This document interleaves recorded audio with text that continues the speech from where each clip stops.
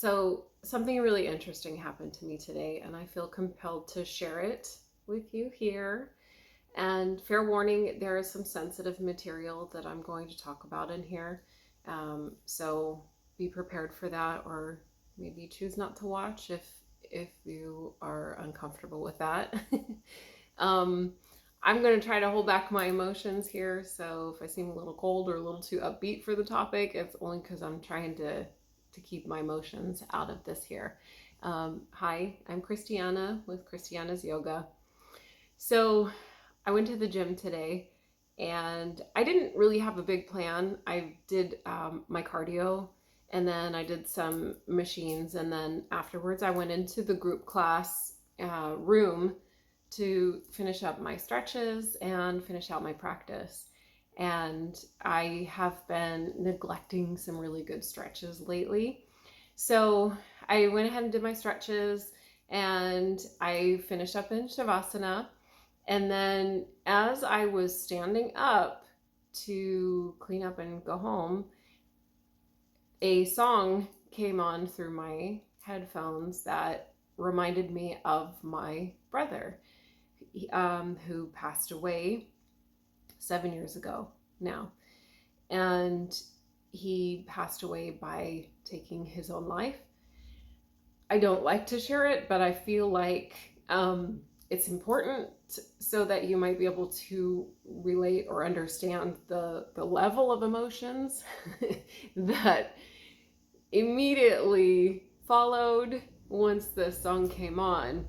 So I just felt this overwhelming swell of emotions come over me, and there were other people in the room. So I quickly got my mat, tucked it away, rushed out to my car and sat there and just let the floodgates open.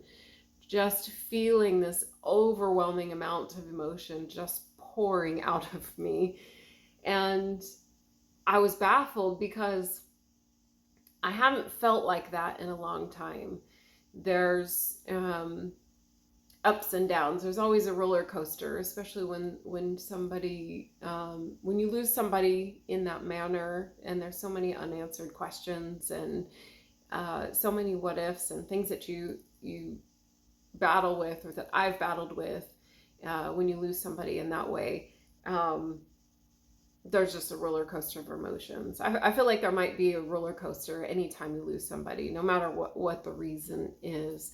But I was just so surprised by it because I hadn't felt like that in a really long time.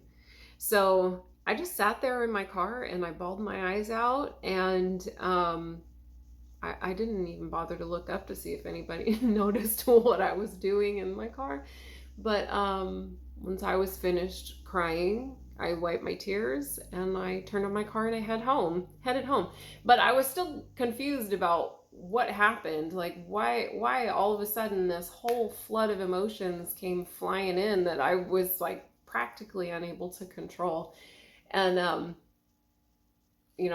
got home and I tried to go about my day. I got in the shower, and it dawned on me in the shower that I did a really long hip opener when I was doing my stretches in the group room. And the reason that that's important is because all throughout my training, one of the biggest things that they talked about or taught us was that your hips hold emotional energy. And doing these hip opening stretches can help you release that energy and release what no longer is serving you. And I hadn't experienced this, or so I thought.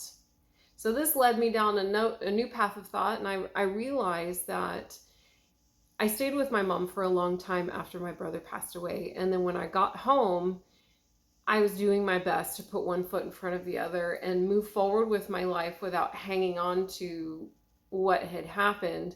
So I was going to yoga classes at the same gym, actually.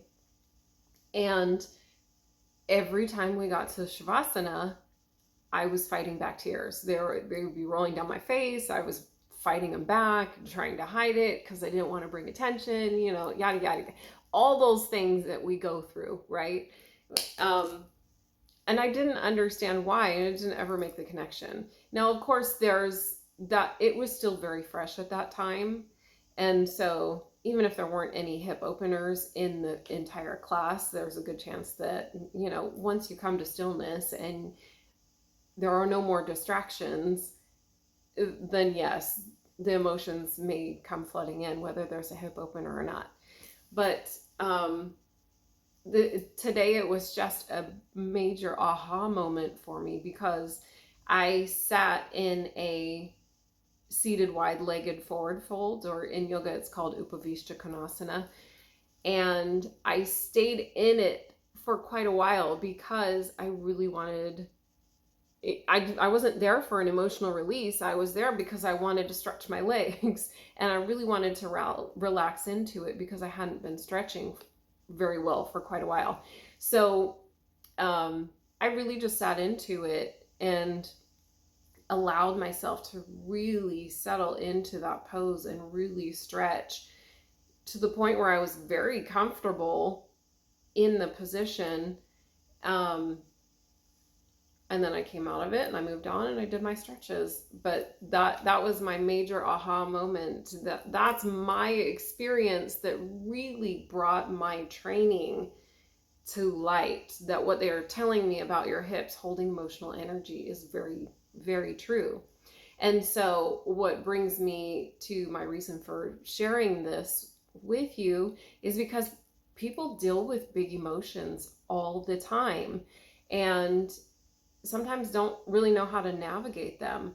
But in this situation where if you are dealing with really big emotions or unbalanced emotions, things just don't feel right, you can come down to your mat, you can do some hip openers and see what kind of emotions that brings up for you. And then sit with those emotions. Allow yourself to feel those, whatever they are, happiness, excitement, sadness, tears, anger, frustration, whatever those emotions are, allow yourself to really feel them and acknowledge them. And then thank them for coming to the party. It's one of my favorite sayings. And then move on about your day. Because what I don't want you to do is feel these massive emotions and then you start, you know, spiraling down into a hole and you kind of get stuck there, right? So you have to have gratitude and acknowledge those feelings and thank yourself for allowing yourself to feel them and then move on from them. And once I'm in a position to demonstrate some of these poses, I will piece it into this video here because I'm not in a spot to do it right now. But it's seated wide-legged forward fold or Baddha Konasana, which is, I grew up learning it as butterfly, but it's also called cobbler's pose. Those are just a couple. But as soon as I can, I'll piece those in and hopefully that helps. So just to recap, you know, hip openers can help you release pent-up emotions and you can practice them, but I really want you to settle into them and really feel a deep stretch and then welcome those emotions that come afterwards, acknowledge them and have gratitude for those emotions, and then move on about your day. Okay, so I'm going to go over a few hip opener poses with you now that are great for emotional release or even great stretches, even if you're not trying to work through some big emotions. Just please know, I'm not a licensed therapist, so if you do need more help than what I can offer you here, I do encourage you to seek out that help. Also, as with any practice, whether it's yoga or exercise, listen to your body and work within your means. In these poses, I want you to be comfortable and feel a stretch, but no pain, okay? Also, I thought it would be a good idea for me to make a hip opener emotional release class video separate from this one that you can use if you have more time to do a full practice. And I will link that in with this video here. With these poses, what I would like for you to do is when you get into these positions, and you're at a optimal level of comfort for your body, breathe in your nose and out of your nose and stay in these poses as long as you need, okay? And then once you come out of these poses, I want you to sit with the emotions, observe the emotions, let them come in, take a look at them, analyze them, thank them for coming to the party, and then let them go and move on about your day, okay? Let's get started. We'll move back to the mat here. The first pose that I want to introduce to you is Baddha Konasana, or butterfly or cobbler pose, or bound angle pose. It has lots of names here. But you want to sit nice and tall, find length in your spine, bring the soles of your feet to touch, hold on to your ankles, inhale length, and here you are. You're at Baddha Konasana. If you want more sensation, then as you exhale, bring your chest towards your feet, okay? Once you've met your level of comfort, this is where you want to stay and breathe, okay? So that you can release your head, so that your neck is relaxed, and just breathe, okay? Modification here, if you're like my husband, you cannot bring your knees out to the sides comfortably, then get some kind of support. You can use blocks on the medium height or the low height. You can use couch pillows. You can use even stacks of books. Whatever works for you and whatever you have on hand. And it's the same thing. So soles of your feet to touch. Hold on to your ankles. Release your knees onto their support. Inhale, find length. Stay here, or exhale and fold forward. Okay? So that's Baddha Konasana, or bound angle pose. Another option is to sit your hips up on the blanket. Okay? So any blanket, just fold it so it has a good crease right here in the front, and sit at the very edge of that crease to allow your hips to come forward so that you can get that length up through your spine, okay? Soles of your feet to touch, hold on to your ankles, inhale length, stay here, or exhale and fold forward. Oh, that feels good. Okay? Pose number 2 is Upavishta Konasana, or seated wide-legged forward fold. You can leave the blanket here or you can get rid of it. It's entirely up to you. I'm just going to leave it here. Open your legs wide.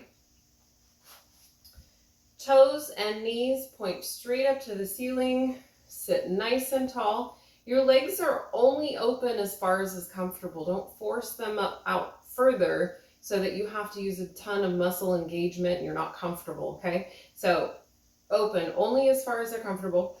Sit nice and tall. Press behind you to help you find that length. And then keep that length. Lift your arms up to the sky. Inhale. And exhale, fold forward. This is the pose that I stayed in for quite a while yesterday that I believe allowed me to have that big emotional release. Okay? You can stay upright. You don't have to fold forward that far, or go as far as is comfortable for you while keeping that length in your spine. Okay? And if you are super bendy like I'm not, and you can fold all the way to the floor, that is absolutely fine too. Just remember to keep your toes and your knees going straight up and not allowing them to curl in as you fold forward, okay? Once you get to your level of comfort, relax into the pose. So if that means you're resting your head in your hands, propping it on a block. Yesterday I didn't have my block, so I just simply stacked my hands and then rested my head on my hands here. And then just breathe in your nose and out of your nose. And the longer you stay in this pose, you may begin to feel not only the stretch, but your muscles start to relax, and then gravity just brings you closer and closer. Okay. When you're ready to come out, press your hands into the ground and come to sit up, and then reach for your legs, help them to come in, and then maybe give your knees a little hug, a little shimmy. Okay. Then pose number 3 that I want to show you, I'm going to move this blanket out of the way. It's pretty much the same pose, but we're gonna flip it and we're gonna put it on the wall. So how you do this one is you come all the way up to the wall here, and pardon my wall space here. I've got a TV in the way, so it's gonna be a little awkward for me to get into this pose. But notice how I'm up against the wall here. Hopefully your wall space is clear and uninhibited. But what you do once your hip is all the way up against the wall is you swing your legs up the wall. Maybe give yourself a little shimmy if you need to get a little closer. And ideally, you should be able to extend your legs up the wall and then release each leg out to the side. You should feel a nice stretch in your inner thighs here. If you feel any pain in your hips, you can use your hands to kind of prop your legs so they don't open quite as far. Or you can come into Baddha Konasana at the wall, so bring the soles of your feet to touch. This is a very good relaxing hip opener. And instead of gravity now bringing our torso towards the floor in the seated position, we're now using gravity to bring our legs into the stretch, okay? Very good. So when you're ready to come out of this pose, same thing, you reach for your legs and help bring them together. Especially if you've been in this pose for a while, your muscles might be a little jelly. But give yourself a little hug, and then however you need to, come out of the pose and come to a comfortable seated position, okay? Whether it's cross-legged, whether it's in hero pose, with your hands in your lap. And this is where I want you to just breathe and acknowledge those emotions. If there are any, it's okay if there's no emotions coming up. It's to each person their own. Everybody's practice is different, and everybody's going through different things too. So just breathe here. Very good. Acknowledge those emotions. Thank yourself for allowing yourself to feel those emotions. And then take a deep inhale through your nose and sigh it out of your mouth. That is called a cleansing breath. You can do however many of those you need to, but that can help you release those emotions so that you can then move on with your day and not keep them bottled up and stay in that sticky place that we can't seem to get ourselves out of, okay? I hope this was helpful. Have a wonderful day.